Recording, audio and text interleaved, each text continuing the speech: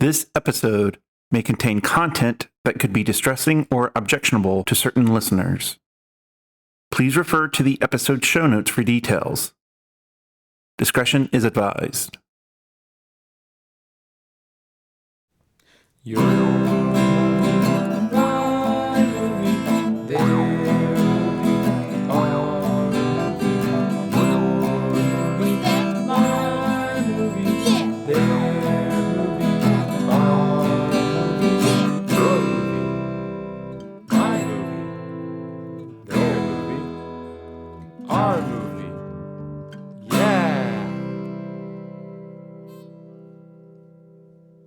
Hello, listeners. Welcome to Your Movie, My Movie with Dan and Steve. I'm Dan. And I'm Steve.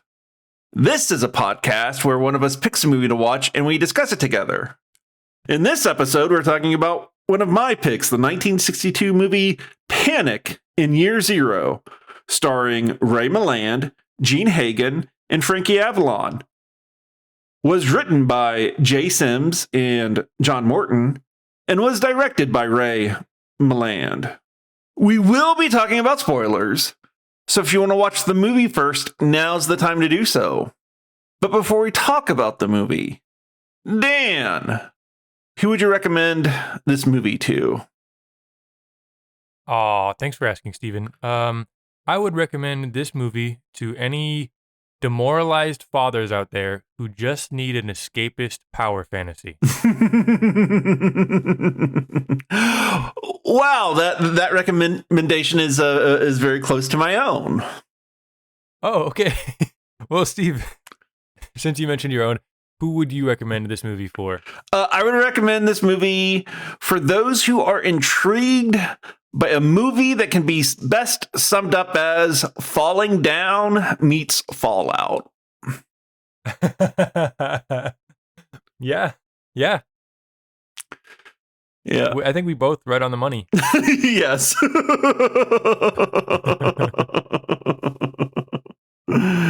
Yeah, surprisingly so. Well, I mean, this movie does have some subtext, but only because they needed to for that specific issue at the time. But other than that, it is as just text as it can be. Yes, I was gonna say that. I was gonna say the same thing. Okay, wonderful. Well, before we get, into the movie, why don't we do your two-minute summary of the plot? Okay. All right. Okay. Starting in 3, 2, 1, go. Okay. Dude and his family, wife and daughter and son, are going on a camping trip with their camper trailer. They start driving out of Los Angeles, and as they're driving, they notice some huge flashes of light. They look back, they stop, and they see nuclear explosions going off. They stop at a couple places, try and figure out what's going on, and they slowly, progressively realize that America is going to shit. Basically everyone's starting to panic. So the dad decides that the family needs to go into survival mode. So he loots. Well, I mean, he buys a bunch of groceries from a small town who doesn't know what's happened yet. 1 minute. And then he goes next door and he buys some guns and stuff. Well, he really robs the guns and stuff. But anyways, then they set up camp in the wilderness, and all the time his wife is like, "What you're doing? This is crazy. You're acting crazy." And he's like, "The world is crazy, lady." Basically, he has some neighbors. They get killed by some like hippie greaser street kids. 30 and, seconds. They kidnap that family's daughter, and so the dad and the son have to go rescue the daughter, and then eventually they have to decide to go and save their son because their son gets shot by 15 the seconds. last greaser. And then they find the U.S. Army, and that is the end of the movie. 5, 4, 3, 2, 1. Yeah. Yeah, you were pretty right on. Yeah, that's basically this movie. Notice how I only mentioned the daughter one time? Yeah.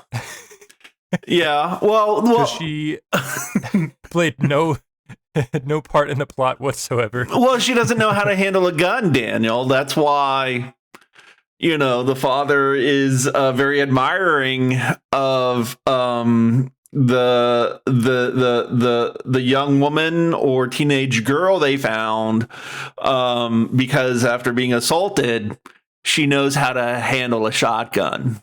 So. Oh, I forgot. Yeah, his daughter gets assaulted too. Yeah. Okay, right. Yeah. Yeah. A lot of sexual assault implied in this movie. Yeah. As plot devices. Yeah. Stephen R. Pate, why did you pick this movie for Christmas? Well, New Year's. Well, Daniel, the reason why I picked this, the reason why I made this my New Year's pick, is, well, it's right in the title, Panic in Year Zero. Yeah. There's a nuclear war, and the United Nations, for whatever reason, designates it as Year Zero. So, it's kind of a new age for all mankind in this post-nuclear war world. Which kind of goes, with the theme of, the new year, new beginnings. Every new beginning come with some other new beginnings end. Did you just quote Oasis at me? What's that? Did you just quote Oasis at me? No, not Oasis. It's from Closing Time. Oh, it's Semisonic. Yeah, Semisonic. Yes. Yeah. In the yeah. So yeah. So yeah, it's the like what the end of the movie is there must be no end, only a new beginning. Right. Yeah. Right. Yeah. So I thought that would be very fitting for New Year's. well, for the current New Year's, let's just put it that way, and the listeners can read into that however they'd like to. So yeah, but yeah, so let's get into it. The first thing that I thought about in regards to this movie is that, surprisingly, this movie is made in 1962, but to me, it feels like such a 50s movie. Yeah. Well, I wonder if it's like that thing where, the beginning of the 60s is really the end of the 50s, and, it's still got that carryover from the last, film they say is like 15 years behind the culture. Mm-hmm. Well, I don't think it's necessarily that, but, the director is Ray Milland, who is the actor who plays the father in this movie. Yeah. So, I think it's less that, like movies are behind the times, and more like Ray Milland was behind the times, Yeah. So, yeah, I could see that. Yeah. No, but you're absolutely correct. This feels like such a 50s film. Yeah. But, I think but at the same time, like, I think it's to the credit of the movie. Like, it makes the movie better, like, I think, or like maybe more compelling, because it is a throwback to the 50s and the time of the 60s. And,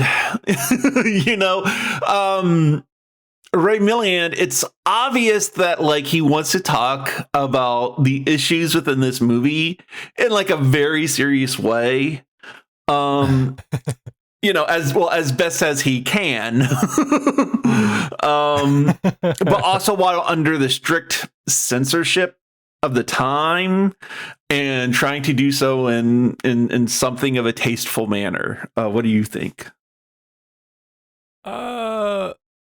I would say trying to do it in his own sensibility. I don't know if that he's that restricted by the code.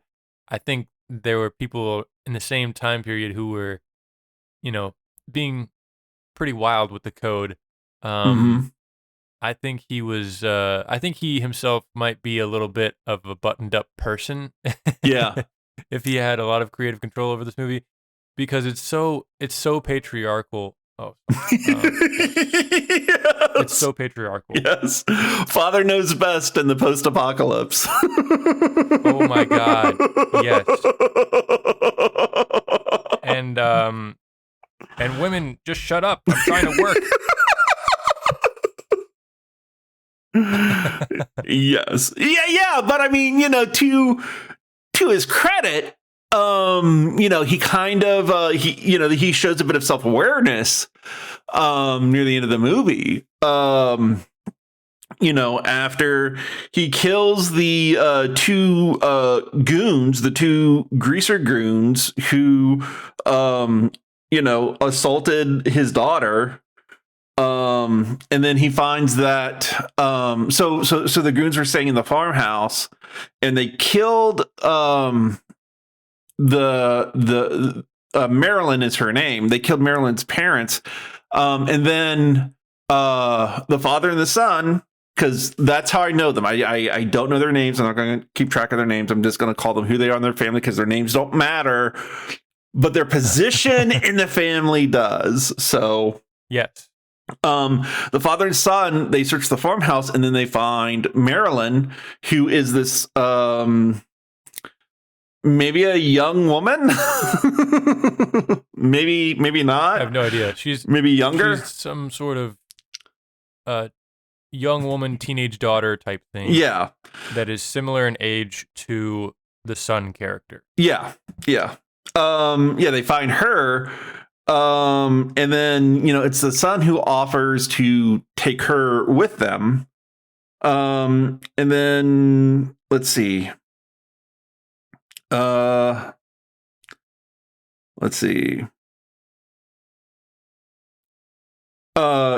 When he talks about it with his wife, he's like, he says to his wife, the mother, I look for the worst in others and I found it in myself.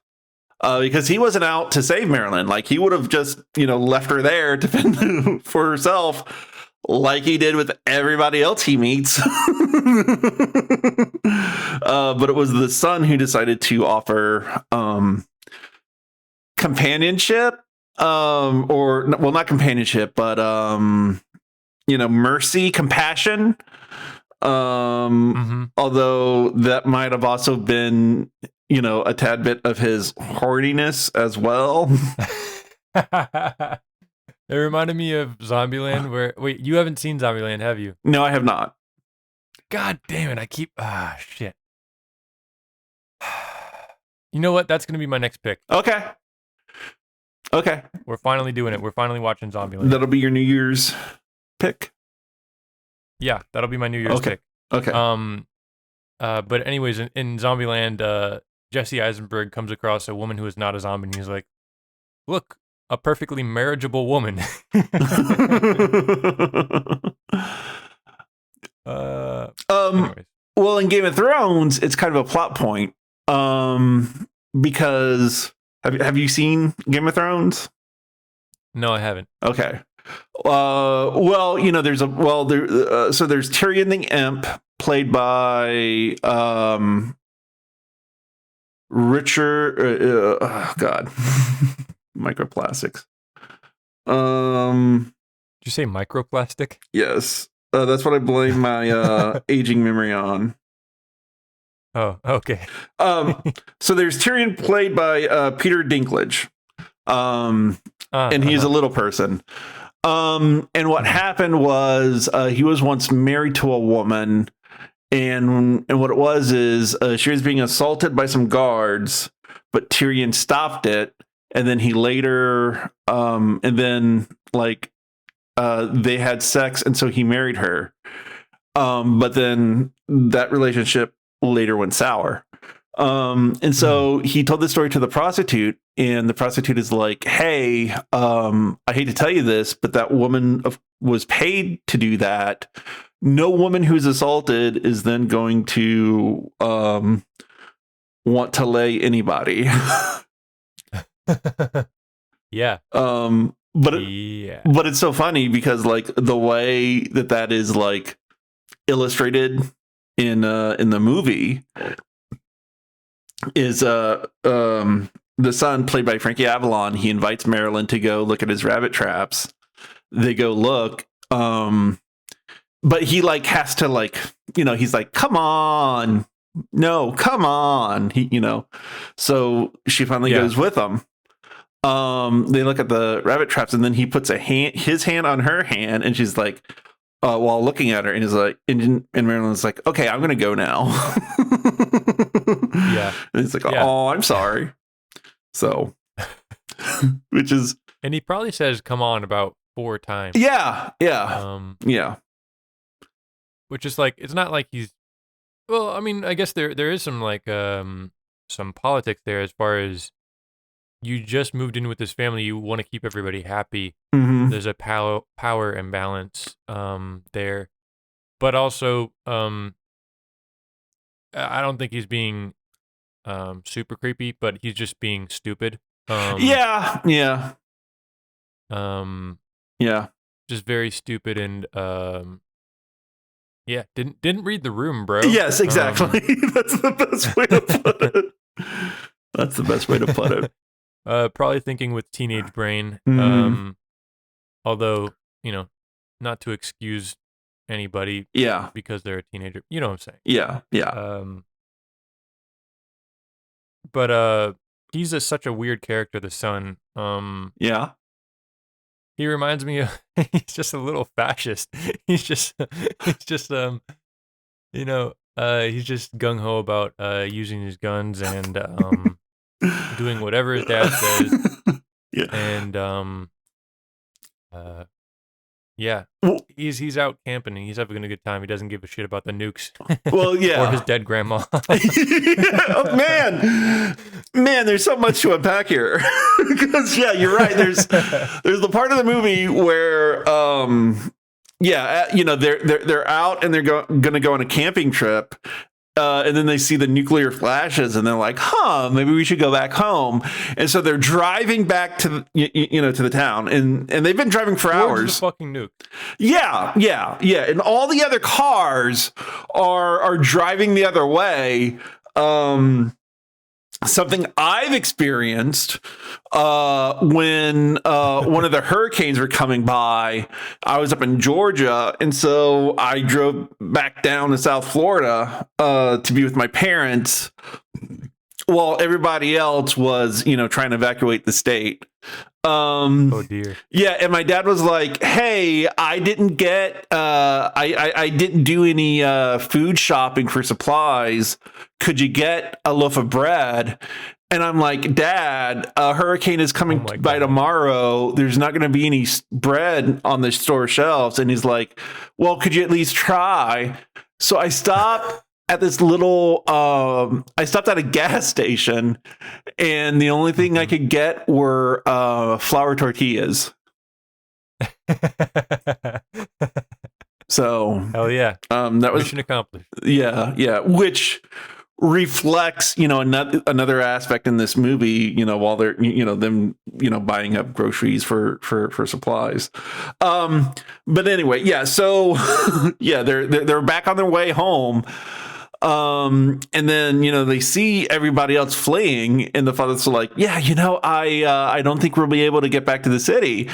And mother's like, but what about my mother? She's back there. And he's like, no, we can't go. There could, there's a total shutdown of police and discipline. And there's going to be looting. And she's like, yeah, but, my mother is there. And it's like, well, we probably can't help her. We got to look after ourselves, which is a sentiment he keeps all throughout the movie. And the daughter's like, yeah, but what about grandma? And then he's like, quiet. I don't want to hear any more about it. I made my decision and this is what we're going to do to keep the family safe. He's such a fucking 50s dad. Yes. Yes. And then, where you're talking about the son being a fascist, there's the part where they first meet the goons. Yeah. The father isn't the only one in the car driving. Everybody else is in the trailer that he's pulling, including the son armed with a shotgun. So, the father stops, and then the three goons come out. They attack the dad, get his pistol, and then the son shoots from the trailer some buckshot. But it doesn't kill anybody. And so the father gets his pistol back and runs them off because at the urging of the mother, because she's like, hey, we still need to be civilized. We still need to show mercy. And that will come back to haunt them. And so the son is bragging about, shooting the goon. And the father's like, you liked it. Look, I want you to be able to do this stuff, but I want you to hate that you have to do it. So yeah, what you said about the son was right on point. It's very funny, but it's also like, okay, watching this movie, you're like, I don't know all the things. I don't know if I would have done a ton of things differently. Mm-hmm. If I was in the dad's shoes, Mm-hmm.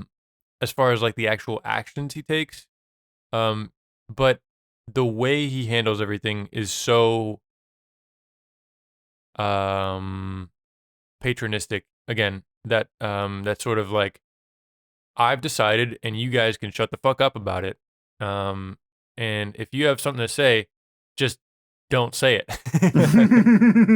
Yes.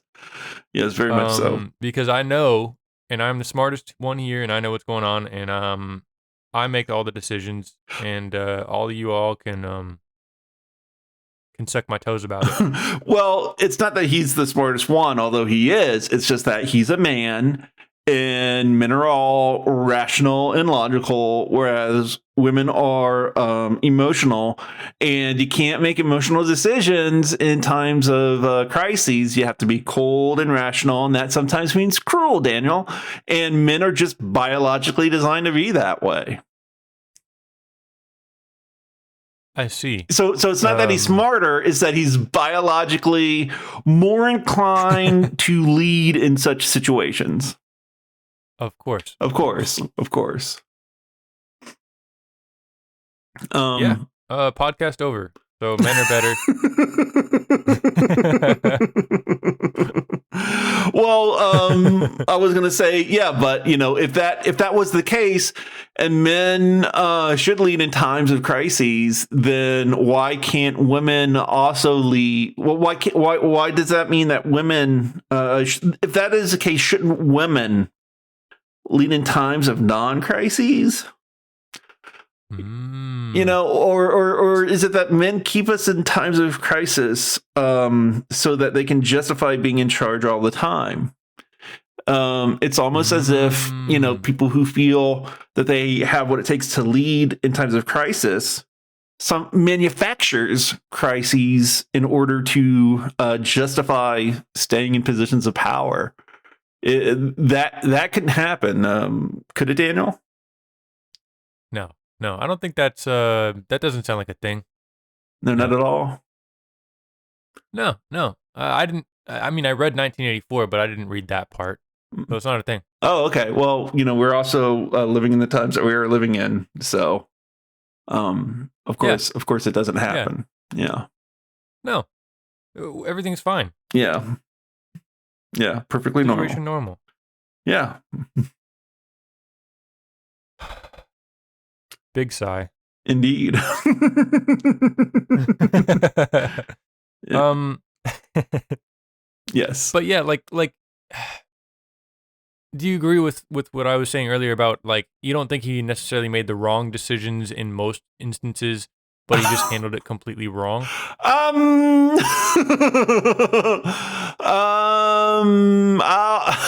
Well, I mean, here's the thing. Like, the actor is the director. Yeah. You know, so it's like the director manufactured all of these narratives to prove how he's right. You know, it's like those movies and TV shows that came out after 9/11, where you know, it's like Dick Cheney said something to the effect of if there's a 99% chance, if there's only a 1% chance that a terrorist event could happen, then we have to assume that it's a 100% chance that it will happen in every single case. And God. you know, and so those movies manufactured those 1% events to ensure that they would happen in order to push forward that narrative and justify it. You know? Does that make sense? That does make sense. It's kind of like, it's the perfect male movie, and you can feel his dick through the screen. Yeah. It's like I think that is a good. You know, it's like, you know, conservatives are very fear-based, right? They say, you know, their policies are based on fears. And so what they do is they make media in which the fears that are very unlikely to happen absolutely always happen, which justify their fears, which justify their policies, whether or not that's actually true in the real world. Right. Yeah. I think that's a really good way of putting it, and it's so interesting how, I guess, easily moved by media we are, and how easily guided we are, even no matter really who's in the driver's seat. Yeah, or at least me especially too. I'm like, oh, okay. I just kind of, for so long, I just took everything as truth. That, you know, the director said, or things like that. So it's like, I knew this movie was not, it didn't feel realistic. I don't know what I'm talking about. I'm kind of rambling, but basically, I'm saying that it makes you feel like you would do all the same things that the guy does, because that's the way he wants you to feel, you know? Yes, absolutely. Exactly. Yeah. But yeah, pretty it is pretty propagandistic almost. Yeah, I don't know. Well, what do you think about it? No, it's absolutely propagandistic. But you know, it's also important, like, to remember the times, though, because this was 1962. This was one of the heights of the Cold War.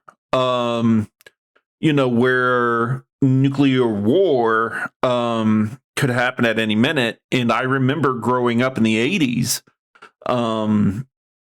you know, under the Cold War, you know, afraid that it could happen, you know, even though, you know, I was a young kid. Let's see, Canon Films, they did a movie called Ruskies, which I believe has a very young Joaquin Phoenix in it. And it's about this Russian soldier, or Russian sailor that gets washed up on the beach.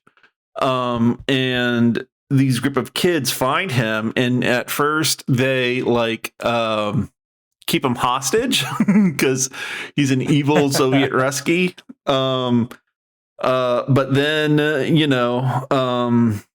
through the power of blue jeans and rock and roll, they become friends. So like I remember that kind of Cold War tension, that ideological existential fear that existed between the United States and the Soviet Union at the time. And I kind of miss that feeling because it's like, you know who the enemy is, but now you don't know, or it's either you don't know or everybody can be an enemy, even domestically. Depending on who payrolls you. And me saying that, I mean, the people hired by Russia, but I just know conservatives, if any conservatives listen to this, they say, oh, he's talking about George Soros and the liberals. So yeah. I remember, I think it's going to be interesting to watch Zombieland next because it's from 2009, which is like, I feel like one of the heights of like the recession and the fear of terrorism. Yeah. The global war on terror. Yeah. Yeah, the global war on terror. Because like it's just got similar vibes to this movie in a lot of ways, but in a different attitude.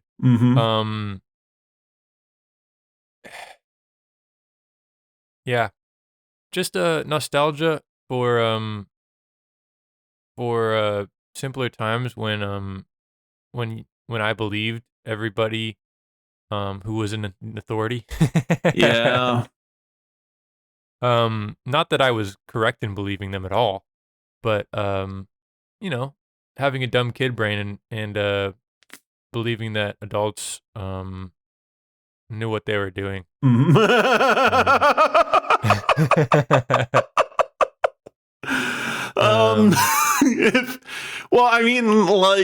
If anything about the modern day can put to rest, it's that illusion that adults know about what they're doing because things are so cocked up.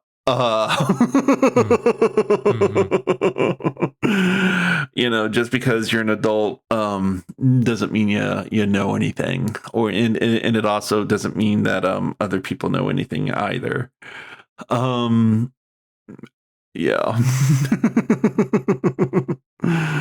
Yeah. Sad facts of life. I gotta look up something real quick before we do a quip. Yes, we are living in the era of the Dunning-Kruger effect. Oh, yeah. Writ large, where those who are the most ignorant about the subject believe that they know the most about it. So, yeah.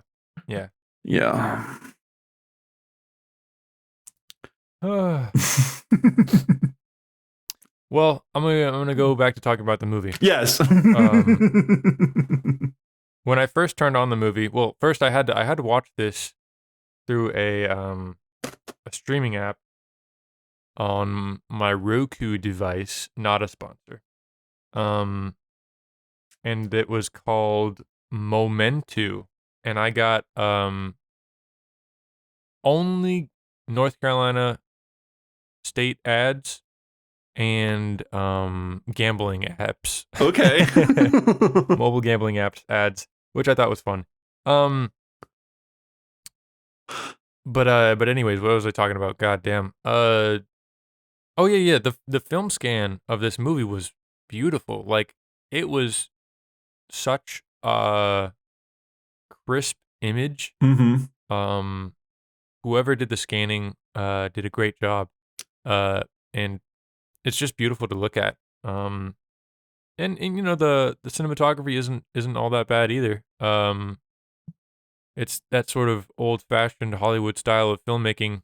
Although you can feel that this movie was made for a pretty low budget, just based on the amount of actors that are not in the film, and locations that are, not really in the film. They choose to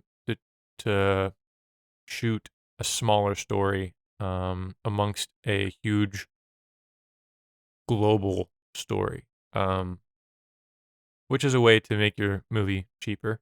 But yeah, I thought that was interesting. As far as I just kind of rambled there, but the film scan looked really good. No, you're right. Yeah. Yeah, well, this movie was obviously, filmed on celluloid. So yeah, you can get like really good digital scans of film. But it was made in black and white in 1962. Even though, color movies have been a thing, well before then. And the reason why is, like you said, to keep, the film a lower budget. So they didn't have to pay, for, the color film process. So yeah. And yeah, you're right. It tells, yeah, yeah, it tells like a big, it tells, how do I want to put it? It's both a small story and a large story. Backdrop kind of thing. What's that? A small story with a big backdrop. Yeah. That's the best way to sum it up. Yeah, because nuclear war happens. All these major cities have been destroyed in a nuclear attack. The radio broadcast says that America retaliated, but we don't see any of that. All we see is the effect it has on this one family. So, yeah. But that is both to make it like cheap, but it also makes it like very relatable. Like we can relate to these characters. Somewhat. Like we can't relate to like being a soldier or a general or a politician having to make these decisions for our country, but we can relate to wanting to protect our family in a time of great crisis. Yeah. Sorry, I'm just. So one could say that this is the bicycle thieves of the post-apocalyptic genre. Would that be correct? No. I don't. This is like the right-wing bicycle thieves. Okay. Of the post-apocalyptic genre. Okay. Because bicycle thieves is like, please have empathy for people who are desperate and have nothing, and make decisions that they would otherwise regret because they are trying to support their family. And this movie is like, wouldn't it be cool if a nuke went off and you had to shoot a bunch of people to keep your daughters from getting raped? Well, don't forget setting cars on fire just to get on the highway. Yeah. Yeah. That is probably the most psychotic part of this movie. That part was so strange. It's like, this is not the way you need to handle this. Hey, desperate times calls for desperate measures, Daniel. Sometimes you just gotta throw a bucket of lit gasoline right in the highway just to make a right turn onto it. You've driven in Florida. You know what the traffic here is like.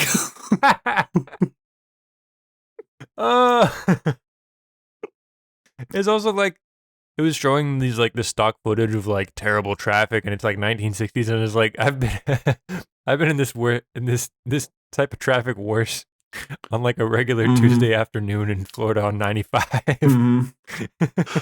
Well, that's the funny thing. That I kind of noticed that it's very much of its time. Because there's paved. There are like paved highways, but there's also like a lot of little dirt roads through the town. And I don't know if that's because like like those are sets that they just put up, and so they're out in the middle. They're sets of houses that are just out in the middle of nowhere, and that's why they have dirt roads. But I also know like this was very early in the Eisenhower's highway mega project, making highways all over the country so that the army could easily go from one coast to the other in case of a war. So that is what kind of caught my eye, because I remember in the 80s we had the Disney Channel, and so early in the morning they would show like those goofy cartoons. Would be like, oh, how to fish, or how to do that, or whatever. And one of them is how to drive on the highway. And it wasn't until I was much older that I realized, the reason why they're doing that is because they have that, like, that cartoon came out in the 50s or 60s, and they did it so that they could teach people how to drive on the highway, because the highways were just being built at that time. That is wild. Yes, in the before but times. It makes sense. Yeah. So yeah, it's a interesting way of delivering information. Yeah, I don't know. Yeah, well, that's that was showing serials in the movies, that kind of stuff, like with the newsreels and such, because not a lot of people had a TV. Not a lot of people had telephones. Some out in the rural areas, there were only party lines. So yeah. Yeah, I guess it's just like it's interesting too, the looking back at that sort of monoculture is fascinating to me. Where everybody watches the Disney Channel and everybody watches the same channels, and so you all learn how to. It's a reliable way to get information to a mass audience by just putting it on, a kid's show, because literally every kid watched the Disney Channel that could watch it, Yeah. Well, those cartoons were made in the 50s or 60s, for an adult audience. It's just that Disney needed to fill their airtime with something. This is what they had the rights to. They said, oh, it's a cartoon. Kids, just want to watch cartoons, and they were right. And that's how I learned how to drive on a highway at the tender age of 5 years old. So yeah, I'm surprised they didn't have more kids, stealing cars and driving on the highway. Well, that's one of the things that Disney never made a short for, how to hotwire a car. But in the to quote Matthew McConaughey, or to paraphrase him, it'd be cool if they did. Well, you see, you take this wire and you take this wire. Gosh. Yeah, one of the few crimes not committed by the father in this movie. Yeah. Let's see. He's here, let's count the crimes. He steals pistols from the hardware owner, saying, "Hey, I'll cut you a check for it later after the crisis." So that's also fraud because he knows that it's a bad check. Yeah. And so earlier in the movie, like when it just happens, he stops at a gas station and there's another guy getting his car gassed up because he just escaped from a lane. He's got to keep driving. A gas attendant fills his car up. He's like, "Hey, I need $4." The guy's like, "I don't have any money." And so the guy is, "Well, you better pay me." And so the guy punches the gas attendant and then drives off. And then later, the father pays him and, gets gassed up, but the gas attendant demands money up front. And then not long after that, they're at a gas station. He gets a gas attendant to fuel his car up. It's like about $10. But the gas attendant demands $90. And he's like, "Why? That's not what the price on the pump says." He says, "Well, the price went up to $3 a gallon." And so the father's like, "Oh, well, I don't have $90. And so the gas attendant's, "Well, maybe you can trade that trailer to me." And instead, the father just punches him out and runs off. Let's see. They get to, I think they get to like the vacation place, the camping place. And when they get there, the father tears down the sign so other people won't see that it's like, a camping place. And then he closes the gate behind him and locks it.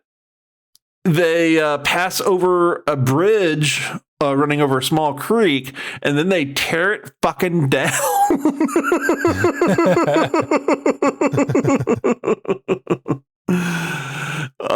Saying, "Yeah, we don't want anybody following us." With their like 1960 Cadillac or whatever, or Chevy. Yeah. And they just fully pull out the support beams with this tiny little 4-cylinder car. Yeah. Or maybe it's a V8, I don't know, a V6 or whatever, I don't know. Yeah, the father tells them to just put in low gear. That's why you need the tow package. Oh yeah, I wrote down the power of American engineering. Yeah. Yeah. Always get the tow package. So yeah, is there anything else that strikes you about this movie, Daniel?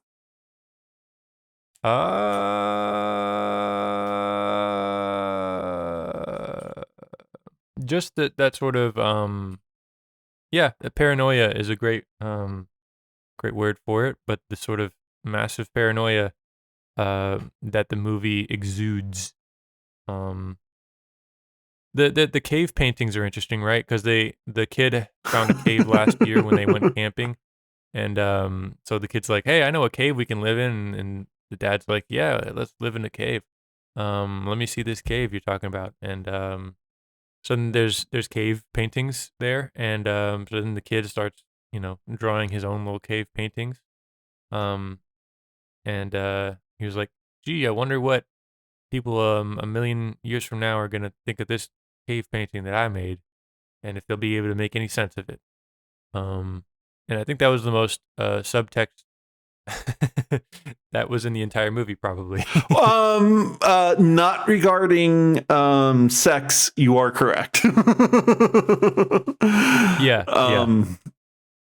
Yeah, because there is a lot of subtext in regards to sex, because the daughter gets assaulted, but what happens is the two greaser goons, they like toss her between them, and just kind of rough her up and manhandle her until one of them picks her up and carries her into the bushes.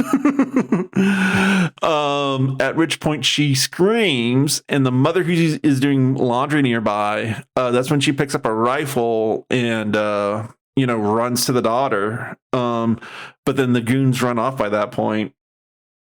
Um, and then the mother and the daughter have a great big cry about it.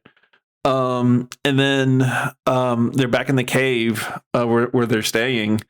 And the father's there. And like the daughter goes, "I'm sorry." So like she's apologizing for the assault that happened to her father. And then another part that happens is they get news. There's a bulletin on the radio saying that certain towns are like now safe to come back to, and one of them is their hometown, but it's 135 miles away. So the father, of course, isn't sure that they should go back there just yet. And the daughter's like, "Well, what are we going back to? Everybody's dead. Everything is destroyed. Everything's changed. Even me." And then she runs off. So yeah, that's the subtext that this movie likes to do. But I'm really surprised that at this time they even like did that as subtext. Although since this is a cheaper movie, it's there's a certain exploitation to it to get audiences riled up about it, I suppose. Mm-hmm. Well, I think that it's the underlying fantasy, power fantasy, and yeah, that sort of fear and defense part of the brain. Mm-hmm. And that's it's just like activating the sort of reproductive instincts. The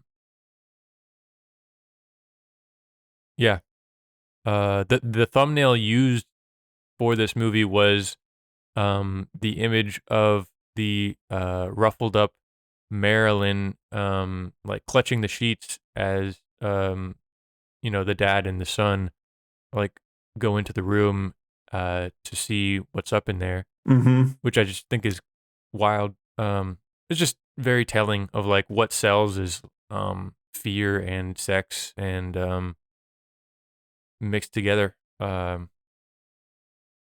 But anyways, yeah. Yeah, it this aspect of the movie reminds me a lot of Death Wish. Where Charles Bronson, I haven't seen all the movies, but from what I understand, a woman gets assaulted in those movies, and it just gives Charles Bronson the excuse he needs to go after young men who typically are also of color. So, yeah.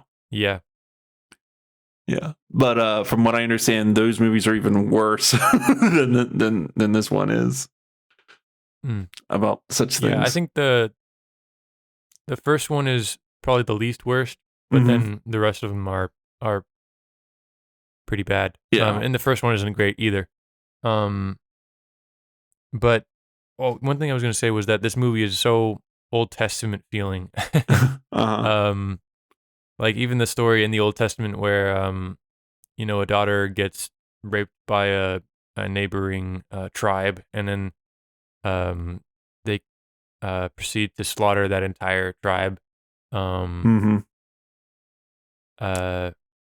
It's just it's weird.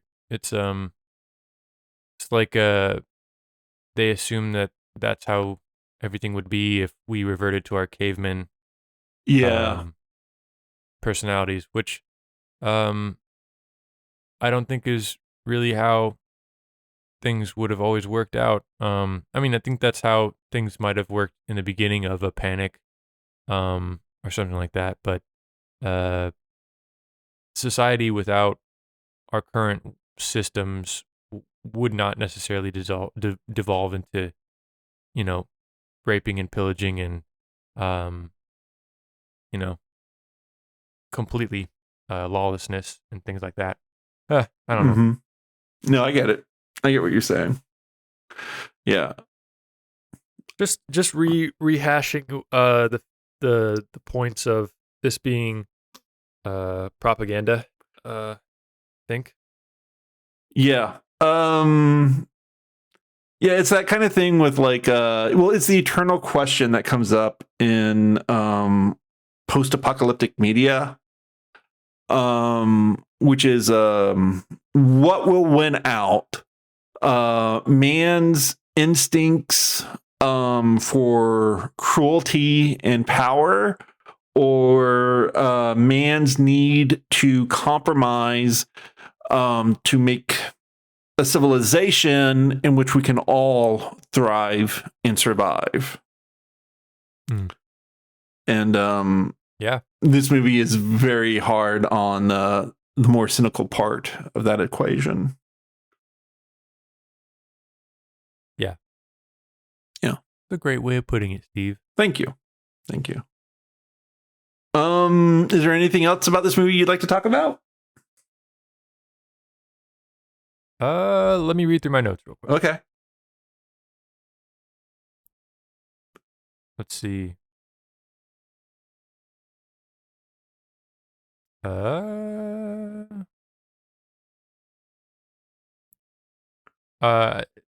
As the movie goes on, he becomes progressively more in conflict with his wife and daughter, until eventually violence justifies him, and then they kind of agree with him. He has a few moments of doubt, but I just wrote down, yells at his daughter to quit yakking. Yes. Yes. One bit of stage direction that I thought was well done was they sit down for their first family meal in their cave, and the son starts to make his plate, and the dad starts praying, and the mom has to like stop the son from continuing to eat. Just that sort of illustration that the son is happy and carefree with less rules and living in a state of less nature, civilization. Yeah. Yeah. And the mom's like, "Well, no, calm down." No. You're right. And then the father goes on to say, yeah, like, I know we're living in a cave now, but me and the son, we're going to shave every day just to remind us of what civilization is like. Right. Like that teaches us very important lessons, shaving. Yes, we're going to have to make those concessions to remember civilization while living in a cave. Shaving. And you guys have to do all the regular work that you used to have to do. Yeah.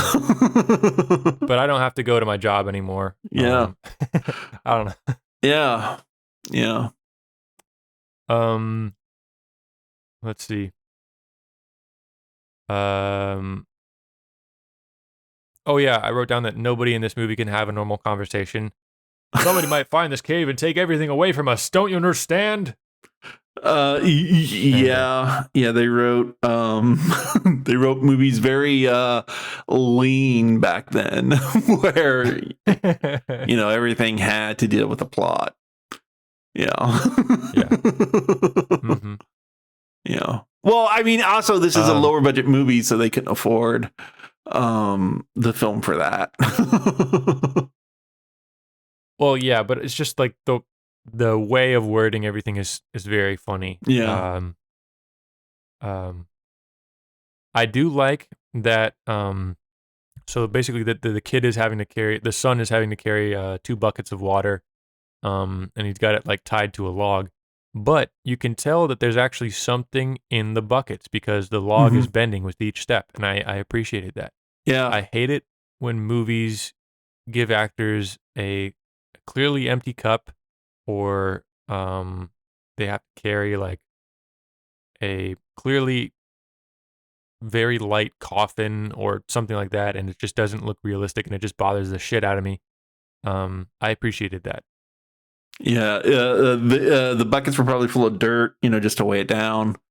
Yeah. But speaking of coffins, do you know that story about what is it, The Godfather or Godfather 2? No. So yeah, there's a coffin scene in one of the movies. I forgot what it was. But Marlon Brando like put extra weights in it to make it super fucking heavy. So you can see That's like the hilarious. actors like struggling, just absolutely struggling to lift that fucker, and and like they're moving it like upstairs and things. It might not have been in the coffin. It might have been like Marlon Brando is like in a bed, like a gurney, and they're moving him. That might be what it is. But yeah. Yeah. So I suppose Marlon Brando felt the same way about it that you do. Yeah. Yeah, and I'm right. So Marlon Brando must have been right then. Absolutely. Let's see. The son gets shot by the last greaser alive, and then, the woman whose parents were killed, she kills the greaser. And then they have to find a doctor for the son's injured leg. Mm-hmm. Were you gonna say something though, Steve? Oh, I was just thinking, The Last Greaser Alive. That's a great title for something. Like, let's get this movie from the point of view of the last Greaser alive. Let's delve into that. He's like, I just need some more goddamn hair gel, and I can't find any anywhere. Yeah. Where's he gonna find packs of cigarettes? Packs of cigarettes to roll up into his sleeve, his short sleeve. Exactly. Yeah. His last comb has been broken. Yeah. Gotta whittle them out of wood. Okay, but they go and they take the son to town to find a doctor, and they finally come across a doctor, and he's like, roll up your sleeves. Let me see your arms. And the dad's like, why? And he's like, never mind why, just do as I say. And so he rolls up his arms, and the doctor's like, they look clean. A lot of dope addicts have been running around like crazy over here. Yes, that's possibly the most 1950s line. But yeah. Yeah.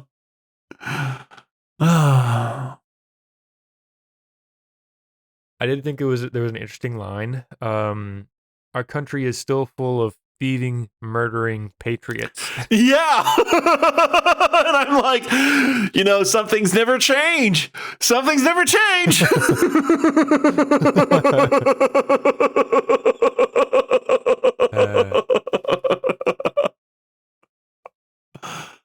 Yeah. One of the last bits of the movie is that, they're driving to a hospital or something like that. They're trying to get the son better help so he could be operated on. Mm-hmm. And they're driving down the road in the middle of the night, and a large car drives them off the road, and then backs up, and then they're like, get out of the car. And the dad's like, oh shit, everybody's gonna die. Mm-hmm. And then they get out, and then the light reveals that it's two U.S. American soldiers. Mm-hmm. And we get this like very patriotic string of music, and there's one army soldier with his helmet cocked to his side like a tilted fedora. And yeah, they're like, finally we're saved. We're back to civilization, where people with guns can protect us. Yeah. Well, what happens is, they're forced off the road, and then, the Jeep, or the armored car, reverses, shines their light right in his face, tells him to get out. And then they tell him, they're like, show us your hands. So he puts his hands up and, he's like, my son, I need to get my son to the hospital. And they're like, throw your weapon to the ground. And so he reaches into his jacket to pull out his pistol. And then they fire a machine gun at his feet when he reaches for his gun to throw it down. And then the father's like, a machine gun? Violent people, greasers don't have machine guns. Who are you? And then that's when we see the soldiers walk into frame. And glorious. Mm-hmm. But then it's interesting because the soldiers like 5 more clean ones. They're coming from the mountains, so they won't be affected by radiation. Yeah, 5 more okay. 5 more okay is what he says. Yeah, because the ones in the hills and the mountains aren't affected by the radiation sickness. So, And then what I found interesting was that the movie continued over the ending credits. I thought that was kind of interesting. Mm-hmm. Like they're still driving, they're still like facing perilous turns and other drivers. And it ends while that's happening and while the credits are rolling over that. I thought that was a unique sort of tool. I'm losing my words, but you know what I'm saying. Yeah. It's like, the last words that are on the screen say, there must be no end, only a new beginning. But yeah, I really do like it when stories like that have no definitive end. It's famously done in Robert Jordan's 15-book fantasy series, The Wheel of Time. Because there are still a lot of plot threads that are left open. But every book starts, every book in the Wheel of Time starts with there are no beginnings or endings to the Wheel of Time, but this was a beginning. And then I see people online, primarily Reddit, saying, yeah, I was really mad that they didn't wrap up that plot thread. And I'm like, that is the entire fucking point of the books. You just read 15 books worth of where things that happened way in the past, 3,000 years ago, only resolve now. And now some of it got resolved, but there are still more things to be resolved, but we will never see those because it's the fucking theme of all 15 of those fucking books. So yeah. Yeah. How'd that make you feel, Steve? A lot of deep thinkers out there. Yeah. Yeah. I suppose that's what I get for finding people's opinions on Reddit. It's my own fault.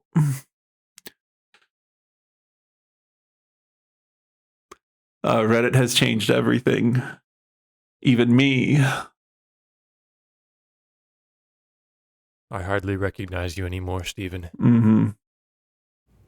Before we go, we'd like to give a shout out to the bestest friends of the show on our Patreon.